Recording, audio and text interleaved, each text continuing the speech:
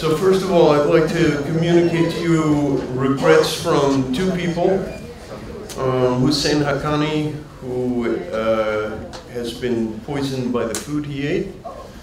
Hopefully nothing serious, but enough to disable him, at least for this occasion. And Ayan Hirsi Ali, who, after what happened yesterday in Garland, Texas, is canceling her appearances. As her husband put it in an email to me, she is #1 on Al-Qaeda's hit list, and she doesn't feel like making herself available at this particular moment. So if I had had enough warning, I could have possibly tried to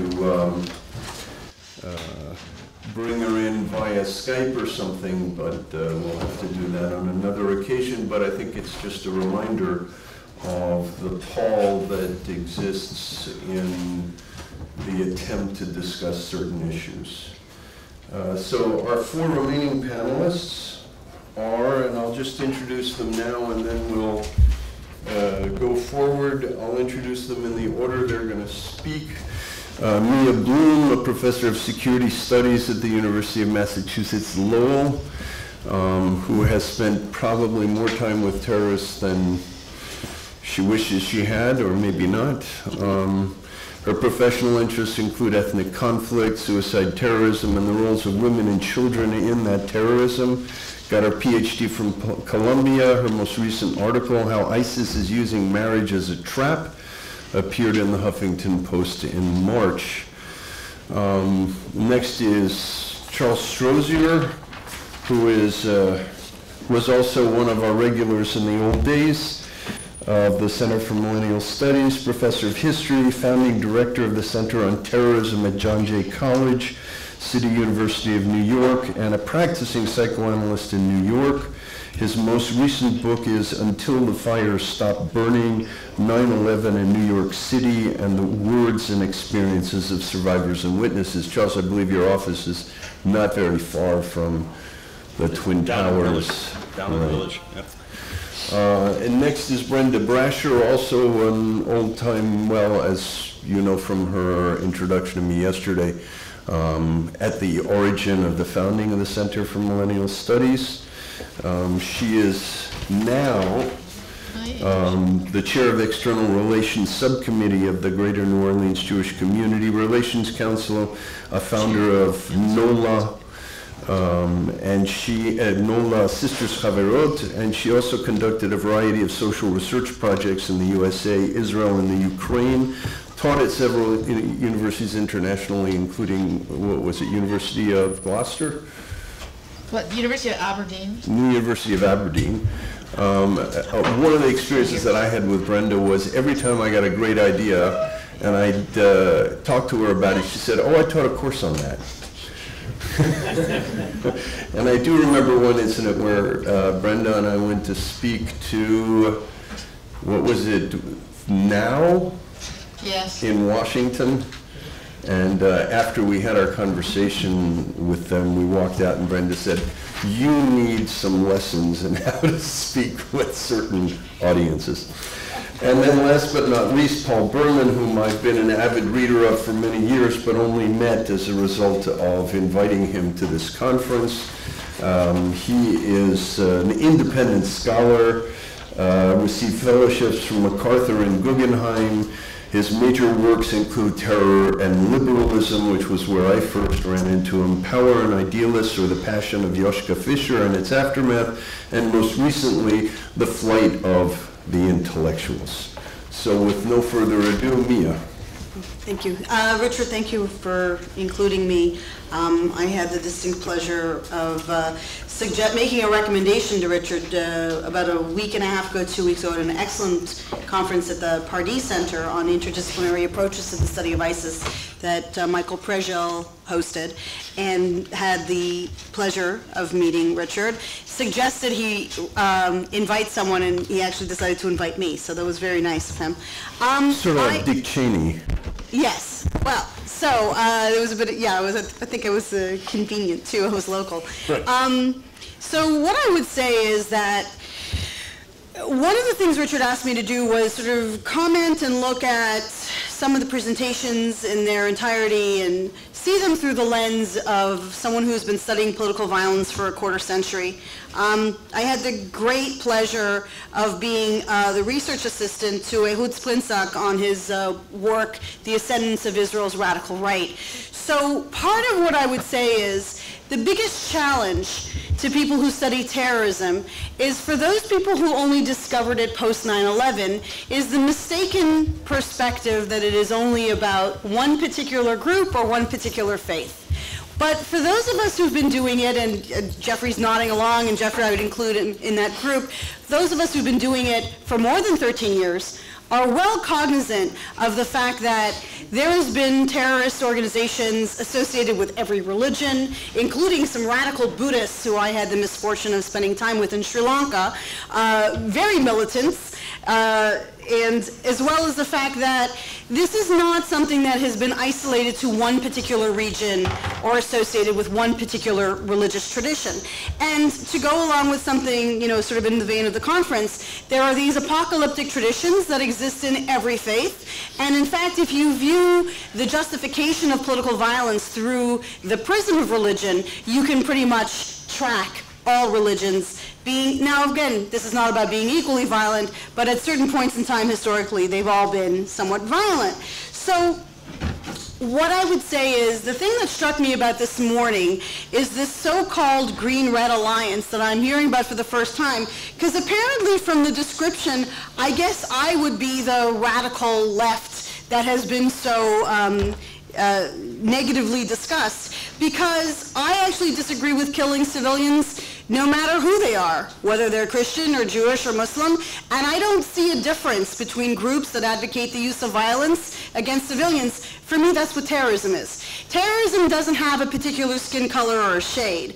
But by that same token, the discussions today about whether Israel should be given a pass because it's better than China and the Sudan, I find these to be naive and spurious, because I don't think Israel aspires to have the human rights record of China or Sudan. And I think that when a country calls itself a democracy, that brings with it a certain amount of obligations and requirements and expectations of behavior. So, as I was mentioning to Richard, in as much as I oppose the bombing and shelling of civilians, I equally oppose hiding weapons within civilian targets that deliberately puts civilians in harm's way. But at the end of the day, there is an expectation that, and I'm giving you sort of, this is my perspective, and I'm not representing, I should have given you I'm supposed to sort of say that I do not represent the Department of the Military or Department of Defense or the Office of the Navy in any of my statements, and any mistakes are only my own. Because the fact remains is that states have a different standard.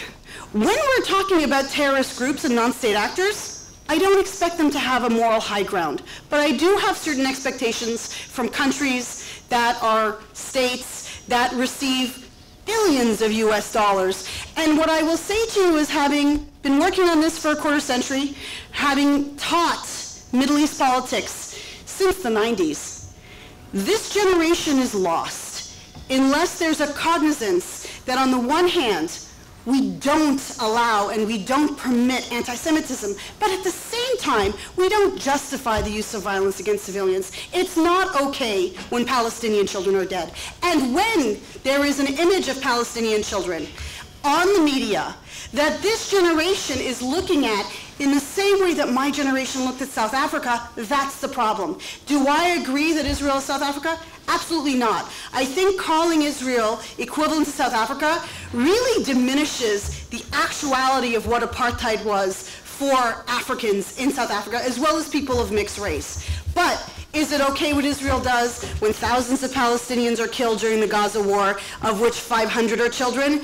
You cannot be surprised that people react. And what I said to Richard is, in as much as you may have been offended by the demonstrations about the Gaza war, I was equally offended by the Gaza war. So let me have a few corrections to some of the things I heard today, which are just Mia, excuse me for interrupting you, but This is no less polemical than what I heard today. You wanted me to comment. I understand. What I was hoping to have this panel discuss, and I probably should have been more explicit, was what of value comes from a discussion of the apocalyptic dimension I'll get to of it. jihad. Okay. Good. But I still want to make some corrections. Female genital mutilation is not a Muslim or an Arab tradition. It is an African one. Does it occur in places that are both African and Arab, like in Egypt? Yes. Does it occur in Lebanon? No. Or Palestine? No. Or Syria? No. So that's the first corrective.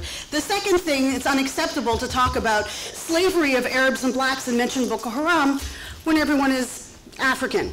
So let me get back to apparently the freedom of speech only exists on one side of the spectrum because you didn't stop the polemics earlier today. I will go and talk about the importance of the apocalypse. Thank you. You asked me to talk about terrorism, the apocalypse. As people in the room know, for example, Jeff, not every terrorist organization is a religious one. A lot of organizations fall along a spectrum between religiosity and secular. The problem is the dyadic approach to understanding terrorist groups as either secular or religious. For example, a group like Fatah, before it was accepted by the international community, or PFLP, or some of the more secular groups, is that in a place like Palestine, this doesn't really fit because regardless of what religious affiliation you have, there is a particular attachment to real estate among Palestinian groups. So the dyad of either being perfectly secular or perfectly religious is a false dichotomy. To my knowledge, there really has only been one group that is genuinely 100% secular, and that was one of the groups I did my field research with, the Tamil Tigers, in which you have a variety of religious interpretations, and the notion of the apocalypse really doesn't play a role, versus a group like Al-Qaeda, which is extraterritorial and is more ideational and about a global interpretation of jihad. What we have in the reality of the real world now is groups that fall along the spectrum between, the two perfect ends of that spectrum of either secular or religious. The reality is an admixture of the two. And the reason why groups like ISIS don't necessarily resonate as well among Palestinians is because of the fact that there is this territorial bond between a particular piece of real estate. Now, Richard had said to me something about portrayals in the media. I would say that the attacks by ISIS, the attacks against Palestinians in refugee camps in Syria, has had an equal amount of outrage and caused as much upset among your liberals as anything else that I've seen, as well as the fact that Bashar al-Assad is clearly an awful and evil man. The issue of the apocalypse does resonate among a small section of religious terrorists, but the apocalypse then resonates in some ways for groups like Kahane, groups that tried to blow up the Temple Mount, in as much as groups that want to bring about the end of days. What's interesting for me is that the very first millenarian movement wasn't an Islamic one, and most of my students will know this. Actually, it was Om Shinrikyo. And so the advent of millenarianism and bringing about the end of days was actually divorced from an Islamic interpretation. And so in part as a terrorism scholar here, and I'm very excited that the New Jersey Office of Homeland Security is also here, because I spent a lot of time there after 9/11, what I would say is, if you're going to look at terrorism, if you're going to look at political violence, don't attach a particular ethnicity to it. Look at what is being done and against whom. That's how we define terrorism. And we define terrorism so that we don't include some groups and exclude others. It's about the actions. It's not about the ethnicities.